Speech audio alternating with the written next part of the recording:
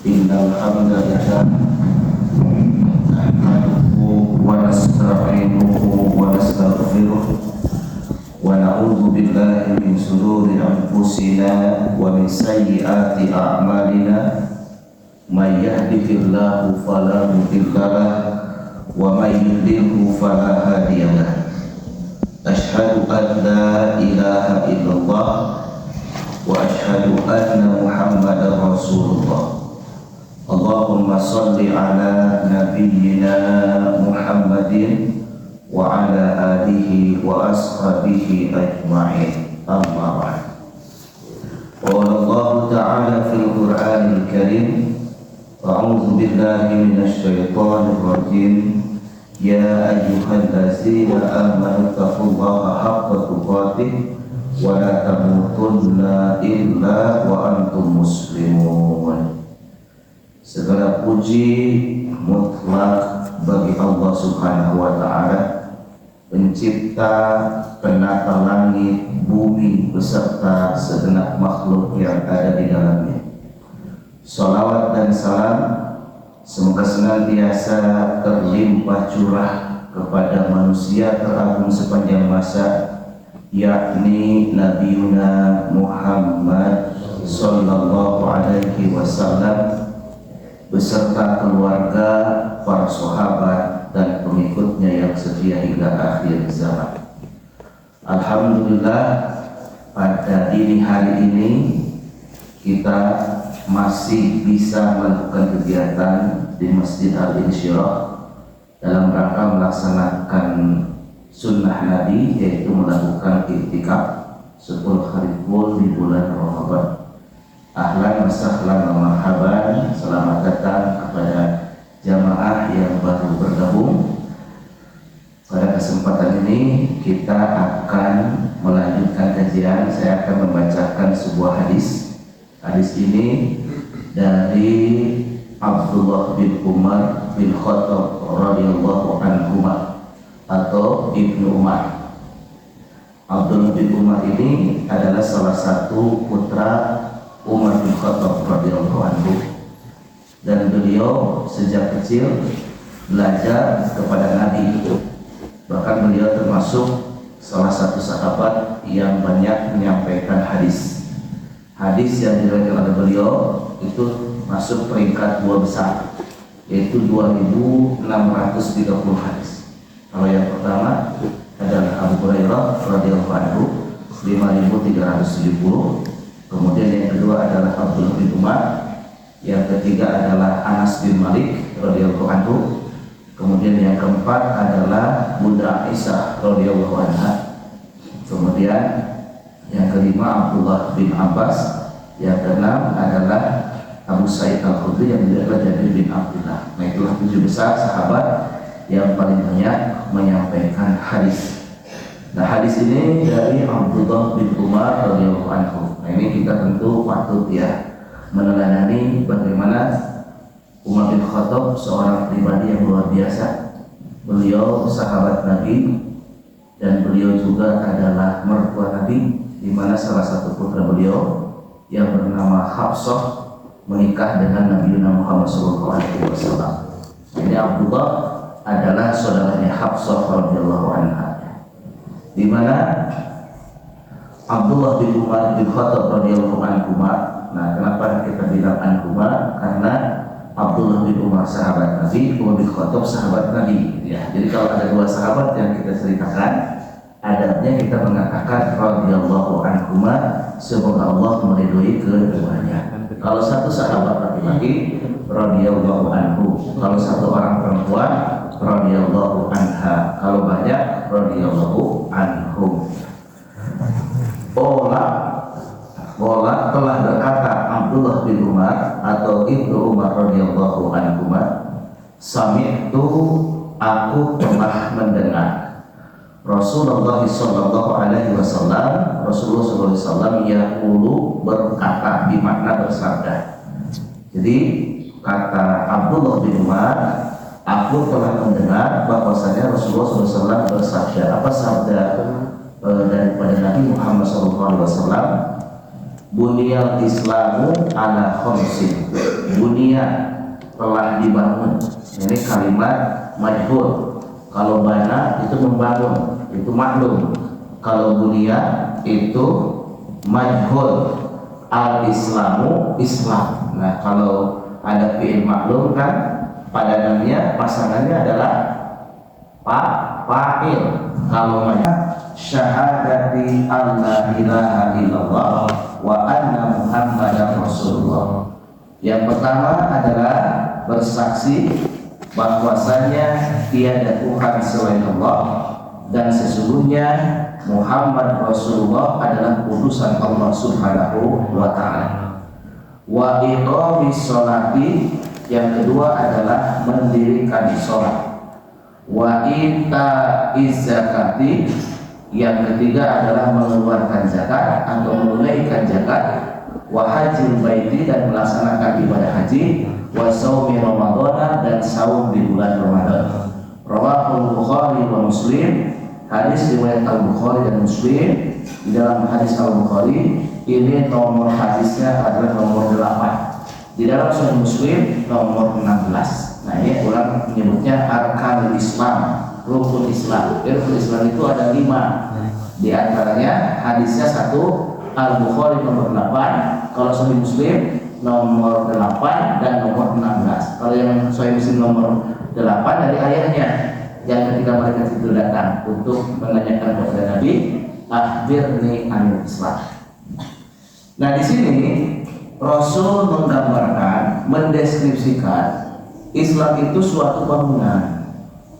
Nah, kalau bangunan kemudian sebagaimana layaknya semua bangunan, ya apalagi kalau teknik sipil atau arsitek paham benar ya, bahwa bangunan itu yang pertama kali itu adalah fondasi. Nah, tadi disebutkan bahwa Islam itu dibangun atas 5. Yang pertama adalah syahadati alla ilaha illallah wa anna muhammadar rasulullah. Ini menunjukkan bahwa syahadat tahir atau 2 kalimat syahadat itu merupakan asasun. Asas itu asas atau fondasi. Jadi fondasinya bangunan Islam itu adalah 2 kalimat syahadat. Jadi bukan ajas ya, asasin, asasun. Kalau ada partai ajas Islam, salah, bukan ajas, asas, asasun. Asasun itu adalah fondasi atau dasar. Jadi kalau diilustrasikan sebuah bangunan Islam itu yang pertama fondasinya adalah syahadatain, bersaksi tiada Tuhan selain Allah dan Muhammad adalah utusan Allah. Kuat tidaknya bangunan di atasnya, kan kalau kita membuat bangunan, apakah 1 lantai, 2 lantai, atau 3 lantai, atau 5 lantai, kan tergantung kuatnya fondasi bangunan. Semakin fondasinya kuat, cakar ayam misalnya, kalau kita bangunannya itu 3 lantai, berarti kan tentu fondasinya harus begitu kuat, cakar ayam dan sebagainya. Nah, artinya bahwa bangunan Islam itu fondasi utamanya itu adalah syahadat tadi. Nah, yang pertama adalah bersaksi tiada Tuhan selain Allah. Nah, persaksian kepada Allah Subhanahu wa ta'ala, nah fondasinya kan berbicara syahadah atau syahidah saja, itu adalah bersaksi tiada Tuhan selain Allah. Tiada Tuhan selain Allah itu mengandung pengertian 1, tiada yang berhak disembah dengan hak kecuali Allah. Tiada Tuhan yang berhak disembah dengan hak adalah Allah Subhanahu wa ta'ala. Tiada yang berkuasa kecuali Allah Subhanahu wa ta'ala. Tiada yang menetapkan hukum kecuali Allah Subhanahu wa ta'ala.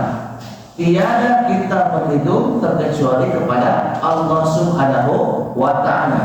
Tiada ada kekuasaan terkecuali kekuasaan Allah Subhanahu wa ta'ala. Jadi pengertian la ilaha illallah itu tiada Tuhan selain Allah, ini mengandung pengertian bahwa kita ini hanya menyembah kepada Allah, atau disebut dengan tauhidullah, mengesahkan Allah. Makanya di dalam surah Al-Ikhlas itu gak ada kata ikhlas. Surah Al-Ikhlas itu gak ada kata ikhlas. Di dalam surah Al-Ikhlas itu tidak ada satupun kata ikhlas. Wallahu ahad. Allahus Somad, lam yalid wa lam yulad wa lam yakul lahu kufuwan ahad. Ini menunjukkan bahwa siapapun orangnya yang ikhlas itu hanya kepada Allah.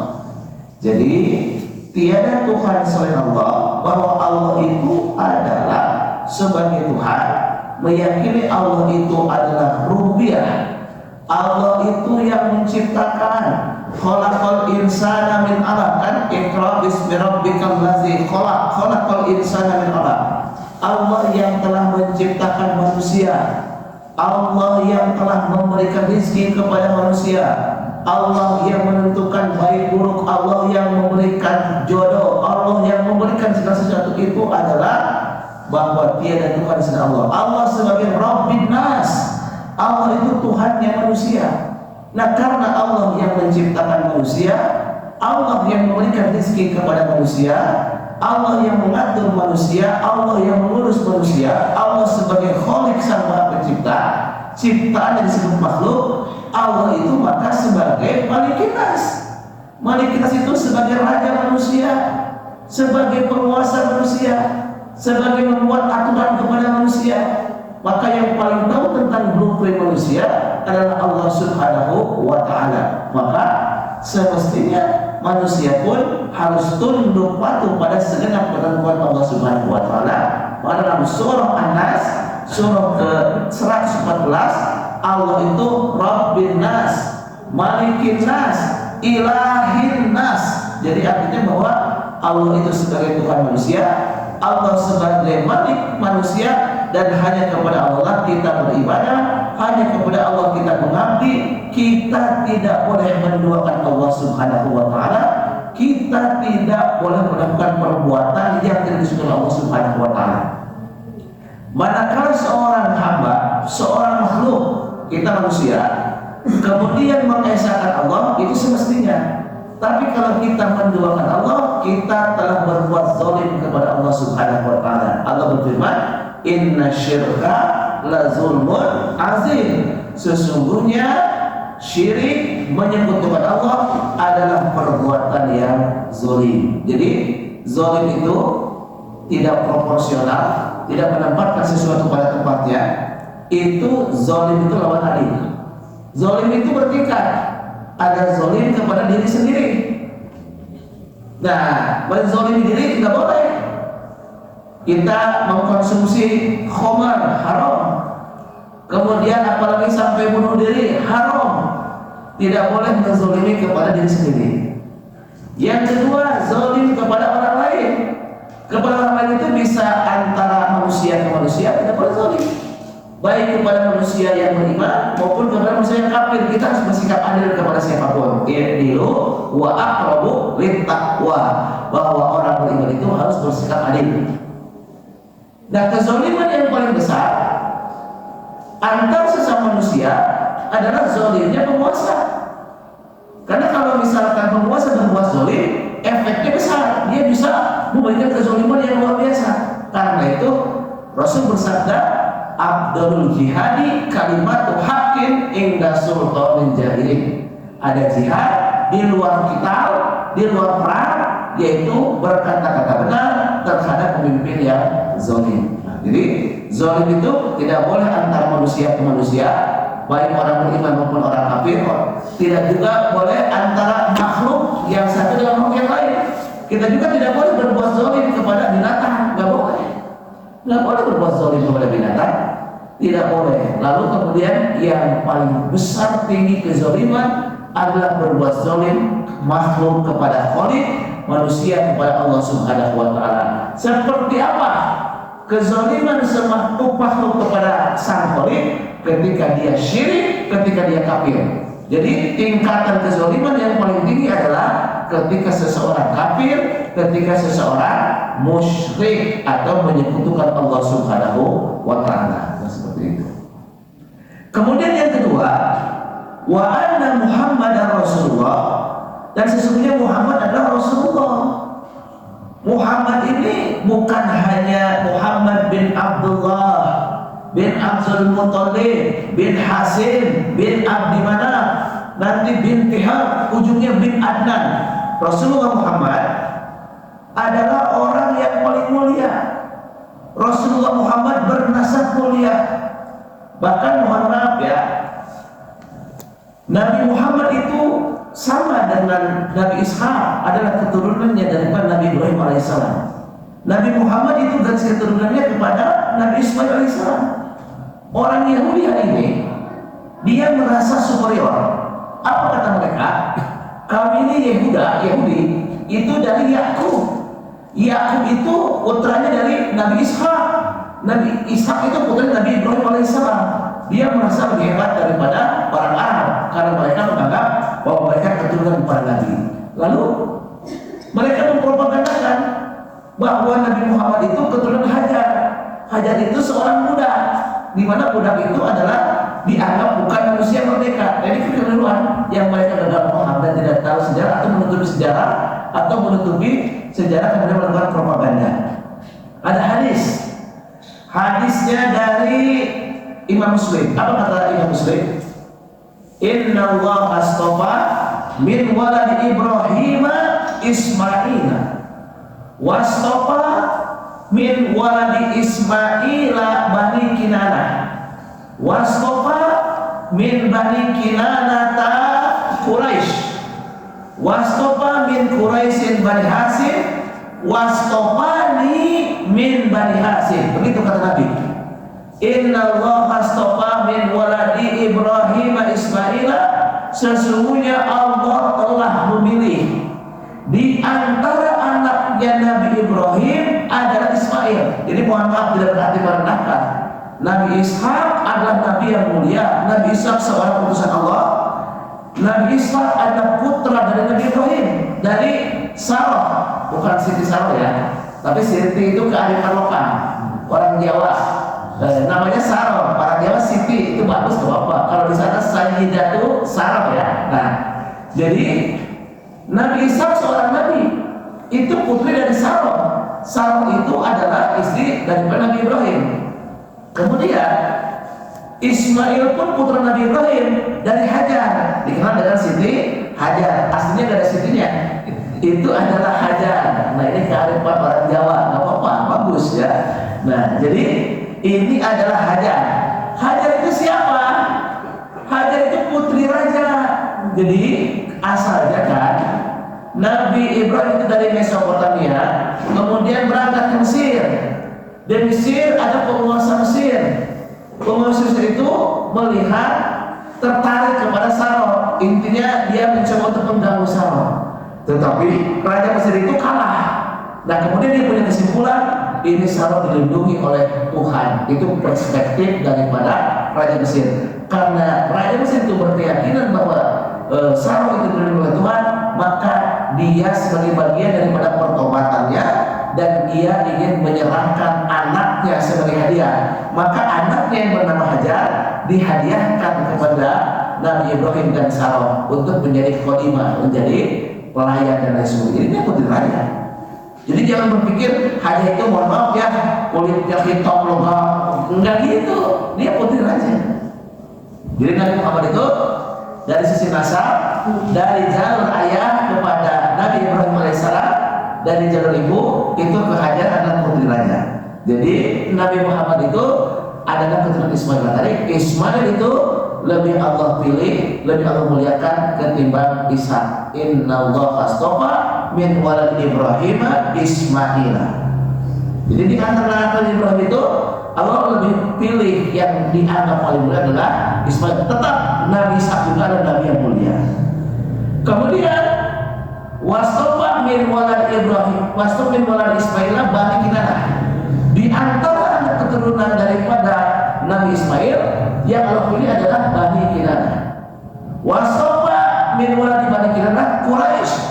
Di antara keturunan daripada Bani Kinanah yang Allah pilih adalah Quraisy.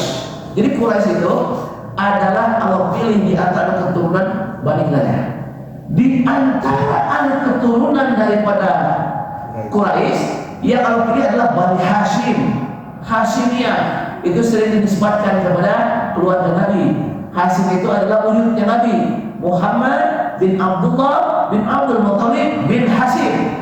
Nah, Kemudian kata Nabi, wastofani min Bani Hasyim, dan aku telah Allah pilih dari Bani Hasyim. Jadi secara nasab Rasulullah itu bernasab mulia. Ya. Jadi wa anna Muhammad Rasulullah, Nabi sebagai Rasul Allah, utusan Allah. Jadi para nabi, para rasul itu kan Nabi banyak jumlahnya. Rasul lebih sedikit daripada nabi, tapi yang wajib diketahui ada 25 di dalam Al-Qur'an Al-Karim. Nah, sekarang ketika berbicara Nabi Muhammad, kalau nabi sebagai utusan, maka kita ini adalah sebagai umat Nabi Muhammad SAW. Bagaimana sikap kita kepada utusan Allah, kepada Nabi? Ya, ada firman Allah. Ya ayyuhallazina amanu kunu ansarallah. Ya ayyuhallazina amanu, wahai orang-orang yang beriman, kunu, jadilah kalian ansarallah, penolong-penolong Allah. Nah, yang dimaksud dengan penolong Allah itu seperti apa? Di dalam tafsir fi Zilalil Quran karangan Sayyid Qutb, nusratullah ay nusratu rasulihi wa dinihi wa manhajihi fil hayat. Menolong Allah itu yaitu menolong Rasulnya. Nusratullah, menolong Allah yang pertama. Jadi ansarullah, penolong Allah itu yang pertama disebut dengan menolong Allah. Yang kedua, nusratul rasulihi, menolong Rasulnya. Bagaimana menolong Rasul? Mengimani Rasulullah, membela Rasulullah, ittiba, mengikuti Rasulullah Muhammad SAW. Kemudian waman hajihi fil hayat, dan memperjuangkan syariat Islam. Jadi seseorang yang menjadi penolong Allah itu, dia menolong Allah artinya bertauhid kepada Allah, menjadi orang yang menegakkan lillahi kalimatillah, menolong Rasulnya, dia menjadi umat yang meneruskan risalah Nabi Muhammad, menyampaikan dakwah, menyampaikan Islam, membela kemuliaan Islam dan lain sebagainya. Kemudian membela agamanya, menegakkan agamanya, bagaimana memperjuangkan syariat Islam dalam kehidupan pribadi, keluarga, masyarakat dan negara. Jadi wa anna Muhammadar Rasulullah, dan sesungguhnya Muhammad adalah utusan Allah. Rasulullah itu berdakwah di Mekah dan di Madinah. Di Mekah kurang lebih 13 tahun, di Madinah 10 tahun. Jadi qudwah hasanah kita adalah Rasulullah Muhammad SAW. Laqad kana lakum fi Rasulillahi uswatun hasanah. Jadi menjadikan Rasulullah itu sebagai qudwah itu bagian daripada mengimani Rasulullah Muhammad sebagai Nabi dan Rasul. Nah, Rasulullah itu menyampaikan firman Allah yang bernama Al-Quran. Rasulullah menyampaikan hadis yang setiap perkataan Nabi itu bukan berdasarkan hawa nafsu daripada Nabi Muhammad SAW. Jadi kalau orang mengikuti Nabi, maka dia mesti ittiba kepada Nabi, berpegang teguh kepada Al-Quran dan Sunnah Nabi Muhammad SAW. Nah, jadi yang pertama, bersaksi tiada Tuhan selain Allah dan Muhammad adalah utusan Allah, meyakini bahwa Nabi Muhammad itu sebagai khataman nabiyyin, sebagai penutup para nabi. Nabi Muhammad itu adalah sebagai imamul anbiya, imamnya para nabi. Yang kedua, wa iqamis sholati, dan mendirikan sholat. Ini iqamis sholat dari akoma yukimu iqomatan. Ini menggunakan kalimat masdar ya. Wa iqamis sholati, dan mendirikan sholat. Mendirikan sholat itu artinya dia melaksanakan sholat dan dia juga mengajak orang lain sholat. Nah, kalau dalam bangunan tadi syahadatain itu adalah sebagai fondasinya, asasnya. Kalau sholat sebagai al-iman, sebagai tiangnya. As-sholatu imaduddin. Sholat itu adalah tiangnya agama. Nah, jadi berkaitan dengan itu, maka kaitan dengan sholat itu adalah tiangnya agama. Nah, jadi kaitan dengan ini bahwasanya di dalam bangunan fondasinya, asasnya adalah syahadatain, tiangnya adalah sholat. Kemudian wa itaiz zakat, yang ketiga adalah menunaikan zakat. Nah, kalau dalam bangunan zakat itu adalah tuhratun. Tuhratun itu adalah ventilasi. Jadi kalau ada bangunan, nah ini jendela, ini kipas, ini zakat. Kan kalau bangunan tertutup, tidak ada ventilasinya, tidak ada AC, tidak ada kipasnya, itu kebak ya. Apa bahasa Indonesia kebak? Sumpah gitu ya. Nah, kemudian wahazil baiti, dan haji ke Baitullah. Nah, haji itu dalam bangunan atap. Jadi dalam bangunan itu ada fondasi, ada tiang, ada ventilasi, ada atap. Wa shaumi Ramadan, dan saum Ramadan itu sebagai bentengnya, junnatun, sebagai perisai. Jadi kalau dalam bangunan ada asas, yaitu fondasi, ada tiang, ada bangun, ada benteng, ada atap, ada ventilasi. Itulah Rasulullah mengilustrasikan terkait dengan bunyal Islam ala khamsin, bangunan Islam itu terdiri daripada 5 bagian. Asasun, fondasinya adalah syahadatain, tiangnya adalah sholat, bentengnya adalah saum, atapnya adalah haji, ventilasinya adalah zakat. Hadis riwayat Al-Bukhari dan Muslim. Nomor hadis kalau Al-Bukhari nomor 8, kalau Muslim nomor 16. Baik, ada yang mau ditanyakan? Silakan. Sebelum dilanjutkan. Ya, silakan. Assalamualaikum warahmatullahi wabarakatuh. Waalaikumsalam warahmatullahi wabarakatuh. Yang ingin saya tanyakan Ustadz untuk masalah syahadat ya, di sana kan ada kata-kata bersaksi ya Ustadz ya. Kadang-kadang kan ini jadi suatu perdebatan juga ya. Jadi ada yang bilang bersaksi itu berarti harus ada yang menyaksikan atau bagaimana gitu ya. Yang ingin saya tanyakan, untuk bersyahadat itu emang apakah harus ada disaksikan atau bagaimana gitu? Mungkin itu aja Ustadz. Terima kasih. Wassalamualaikum warahmatullahi wabarakatuh. Waalaikumsalam warahmatullahi wabarakatuh. Jadi kalau kalimat syahadat itu kalimat mutakallim wahdan ma'al ghair. Artinya bersaksi di sini bermakna bertekad, berkomitmen. Kalau ada seseorang dia tinggal di bawah lautan atau dia di dalam gua, di dalam hutan, kemudian dia berikrar, berkomitmen tiada Tuhan selain Allah dan Muhammad adalah utusan Allah, menerima itu semua, maka dia telah menjadi muslim. Meskipun tidak ada yang menyaksikan, meskipun tidak ada yang menyaksikan. Nah, konteks daripada ada yang menyaksikan itu lebih kepada sosialisasi, karena sebagaimana yang kemarin pernah kita bahas dalam proses penciptaan makhluk, pada dasarnya manusia itu dalam keadaan fitrah. Orang tuanya lah yang menjadikan Yahudi, Majusi dan Nasrani. Jadi ketika seseorang itu dia tidak menjadi yang lain, maka dia sebetulnya awalnya adalah fitrah sebagai seorang muslim. Jadi kalau misalkan sekarang kita dianggap misalkan Islam turunan, ya nggak apa-apa, dan memang orang tua kita adalah muslim, kita itu adalah muslim. Nah, kalau misalkan ada orang di luar Islam, kemudian dia masuk Islam, nah kenapa harus ada seremonial untuk mengucapkan 2 kalimat syahadat?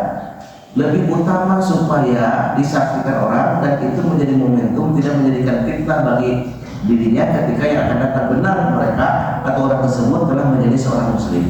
Dan meskipun misalkan ada orang kafir, mau agamanya apapun, dia menjadi muslim, Dia menyampaikannya itu hanya kepada seseorang sebagai bukti bahwa dia telah menjadi muslim. Dia sudah menjadi muslim, gitu. Jadi adapun kemudian bahwa dia harus disaksikan itu lebih kepada seremonial. Seseorang meskipun dia tidak disaksikan orang, tapi dia mengingkari la ilaha illallah, dia telah melakukan perbuatan yang keluar dari Islam. Misalkan pada orang, dia dianggap Islam, tapi dia melakukan aktivitas musyrik.